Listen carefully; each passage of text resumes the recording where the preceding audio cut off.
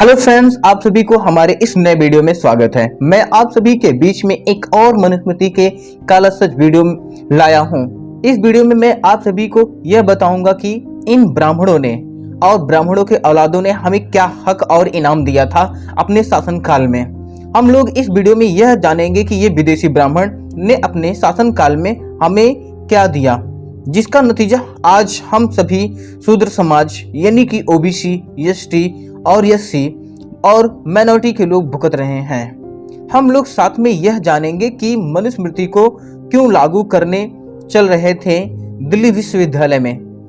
ये जो ब्राह्मण होते हैं और बीजेपी वाले होते हैं, ये दोनों मिल करके मनुस्मृति को स्थापित करने चल रहे थे दिल्ली विश्वविद्यालय में। दिल्ली विश्वविद्यालय का जो विधि संकाय होता है उसमें ये लोग मनुस्मृति पढ़ाने की मांग कर रहे थे। लेकिन होता यूं है कि हमारे यहाँ पे भारतीय संविधान है जो कि बाबा साहब अम्बेडकर के द्वारा लिखी किताब है। अब ये जो मनुस्मृति है और बाबा साहब अम्बेडकर लिखित संविधान है, इन दोनों में बहुत बड़ा अंतर है। ये दोनों एक साथ नहीं एडजस्ट कर सकते हैं, तो इसका भारत देश में बहुत ज्यादा विरोध चला, जिसकी वजह से इन दिल्ली विश्वविद्यालय के प्रोफेसरों को और जो मनवादी मंशा के लोग थे इनको हटाना पड़ा।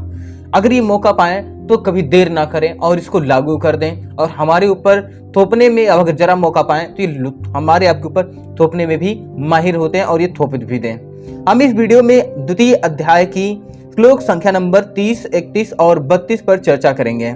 जी हाँ, आप लोग सही सुन रहे हो कि श्लोक संख्या 30, 31 और 32 पर चर्चा करेंगे और देखेंगे कि इन ब्राह्मणों ने हमारे जो नाम रखे हैं, हमारे शूद्र समाज के जितने भी ओबीसी, एससी, एसटी और माइनॉरिटी के लोग हुआ करते थे, इनका जो ये लोग नाम रखते थे कभी अतीत काल में, वो लोग कैसा रखते थे, आखिर नाम रखने के पीछे का चाल क्या हुआ करता था, साजिश क्या हुआ करता था, इन लोगों ने हमारे लोगों के पूर्वजों का नाम इतना निंदा युक्त क्यों रखा, मैं इस वीडियो में आपको यह भी कंफर्म कर दूंगा।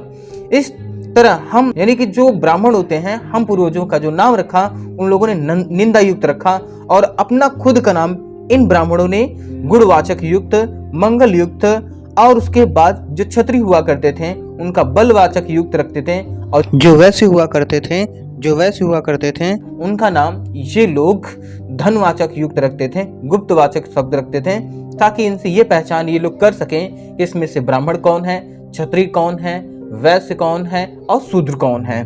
इनसे वो लोग ये पहचान कर लेते थे और उनको क्या दंड देना है, क्या दंड नहीं देना है, किस तरह का दंड देना है, किस तरह का दंड नहीं देना है, इनको कब कहाँ निकलना है, इनको कब कहाँ नहीं निकलना है, इनको क्या खाना है, इनको क्या पहनना है, ये सारा सब कुछ डिसाइड जो होता था ये सिर्फ ब्राह्मण करता था मनुस्मृति लागू करके।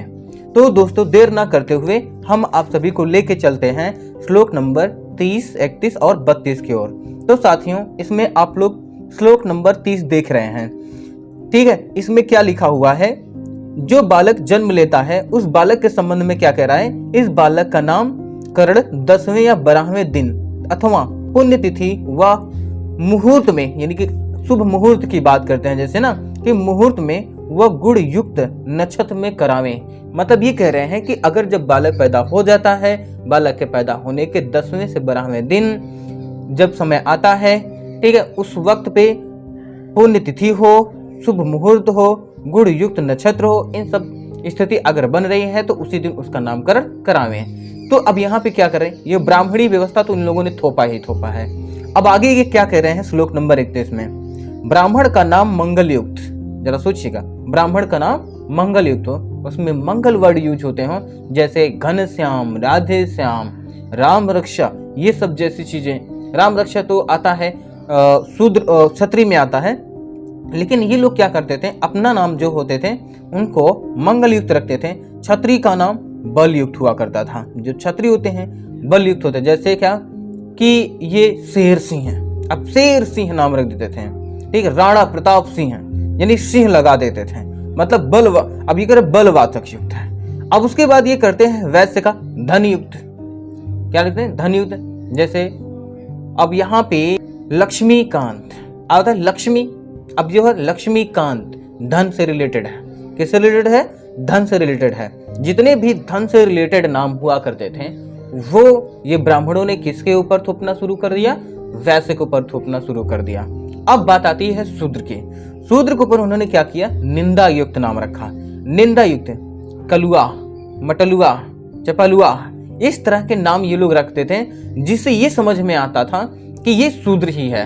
जब ये शूद्र है तो उनको अगर वो गलती से अगर सुबह शाम निकलता है तो पूछते हैं तेरा नाम क्या है, तो अगर वो नाम बोलता है और उनको समझ में आया कि ये तो निंदा युक्त नाम है, तो ये शूद्र है और शूद्र को इतनी समय निकलने का यहाँ हक कैसे मिला, उनको वो सजा देते थे उसके अनुसार। इसलिए उन लोगों ने क्या किया, ये विधान बनाया कि ब्राह्मण का नाम मंगल युक्त, क्षत्रिय का नाम बल युक्त और वैश्य का नाम धन युक्त और शूद्र का नाम निंदा युक्त होना चाहिए। आखिर सोचिए, इन लोगों ने हमारे पूर्वजों के ऊपर ये मुसीबत लाया और हम लोग कुछ नहीं बोलते हैं, कहते हैं ब्राह्मणों ने हमारा क्या किया। हाँ, कहते हैं ब्राह्मणों ने हमारे साथ बहुत बुरा किया, लेकिन आज के ब्राह्मण नहीं बुरा कर रहे हैं। अरे आज के ब्राह्मण जो बुरा हमारे साथ नहीं कर रहे हैं ना, उसका देन कोई और नहीं, बाबा साहब बनाया जो संविधान है उसका देन है।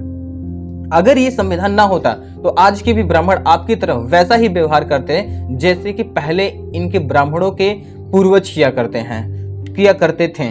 ठीक है, अब हम लोग चलते हैं श्लोक नंबर 32 की तरफ, देखते हैं कि 32 में क्या करें। ब्राह्मण का नाम शर्मा युक्त, राजा का रक्षा शर्मा युक्त, वैश्य का नाम पुष्टिनी गुप्त युक्त और शूद्र का नाम दास युक्त नाम रखना चाहिए। अब यहाँ पे कह रहा है कि जो शूद्र होते थे, शूद्र का नाम दास युक्त होता है, दास युक्त होना चाहिए। दास का मतलब होता है गुलाम, दास का मतलब होता है गुलाम, दास का मतलब होता है नौकर, दास का मतलब होता है नीच, दास का मतलब होता है कि आप जहां मन में आए जब चाहो उसको बेच दो, जब मन में आए जब उसका मन में आए शोषण करो। इन लोगों ने महिलाओं को भी दास बना के रखा, इन लोगों ने महिलाओं को भी क्या बना के रखा, दास बना के रखा। चाहे वैश्य हो, चाहे शूद्र हो, चाहे क्षत्रिय हो, चाहे किसी भी जाति और धर्म किसी भी जाति का हो, उसको उन लोगों ने क्या बना के रखा, दास बना के रखा। इन लोगों ने कहा कि तुम दासी हो, घर की क्या हो, दासी हो, अपने पति का क्या हो, दासी हो। इस तरह से इन लोगों ने निंदा युक्त वर्ड रखना शुरू कर दिया था और हमारे पूर्वज को पढ़ने लिखने का तो हक दिया ही नहीं था इन लोगों ने। ये भी मैं आगे वीडियो में बताऊंगा आपको, यह भी मैं आपको लाऊंगा, दिखाऊंगा कि किस तरह इन लोगों ने हमारे लोगों के ऊपर क्या क्या मुसीबतें लाए थे। आप लोग इस वीडियो को ज्यादा से ज्यादा शेयर करें और अगले वीडियो के इंतजार करते रहें और इस चैनल को सब्सक्राइब करना ना भूलें, ताकि आप सभी को ऐसे इंफॉर्मेटिव वीडियो मिलता रहे। आप सभी को मेरा धन्यवाद।